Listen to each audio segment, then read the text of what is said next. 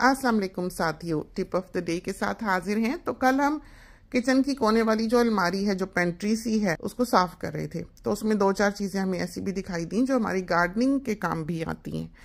तो हमने सोचा कि हम अपने साथियों को गार्डनिंग की टिप्स भी दिया करेंगे ताकि उनको थोड़ा बहुत आए, क्योंकि हमने ज़िंदगी में यही किया है कि छोटी छोटी चीज़ें जो हैं वो सीखी हैं और वो हमारे लिए कारआमद साबित हुई हैं बहुत ज़्यादा।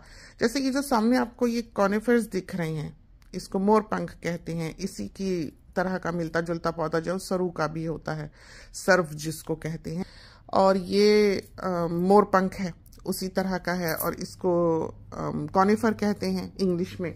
इसकी भी बहुत सी वैरायटीज़ होती हैं। ये वाले तो ड्वार्फ हैं जो आपको सामने लगे हुए दिख रहे हैं कि ये 10, 12, 15 साल में ये 1 गज का होता है। जो इसकी बड़ी वैरायटी है वो तो बड़े बड़े तनावर दरख्त होते हैं। एवरग्रीन पौधा है, बहुत खूबसूरत लगता है, लेकिन इसमें एक नुकसान है इसका। जो पेंसिल वाले कॉनिफर्स होते हैं, बिल्कुल पतले पतले, इनकी एक वैरायटी वो भी है। कोई ऐसे होते हैं जो टीयर ड्रॉप शेप होते हैं, कोई ऐसे होते हैं जिनका मटके की तरह का पेट होता है। तो सब डिफरेंट इसमें शेप्स वगैरह आती हैं। वैरायटी, ये वाली वैरायटी जो ये थूजा कहलाती है, जो आपको सामने लगी हुई दिख रही है।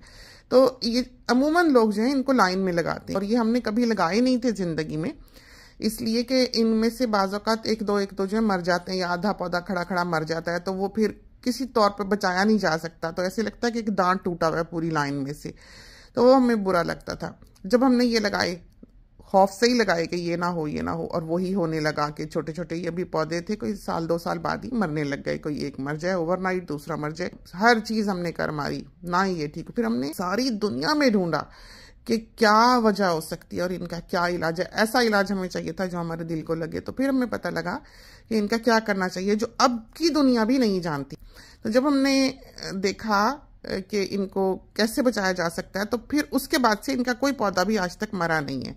तो उसमें यह था कि आप कॉपर को घोलें, जो पैकेट्स आते हैं कॉपर के, पाउडर होता है फिरोजी कलर का, उसको पेस्ट बनाएं जैसे खीर होती है, और उसको पेंटिंग ब्रश से आप इसके तने के अराउंड जो है वो लगा दें। एक उसका पेस्ट की लाइन इतनी चौड़ी करके जितना चौड़ा पेंटिंग ब्रश होता है, उससे नीचे इसकी जड़ के बाहर मिट्टी से ऊपर पूरा सर्कल इसके तने के अराउंड लगा दें। उससे ये है कि इनको फिर किसी भी किस्म की ऐसी डिजीज़ नहीं लगेगी कि ये मरें।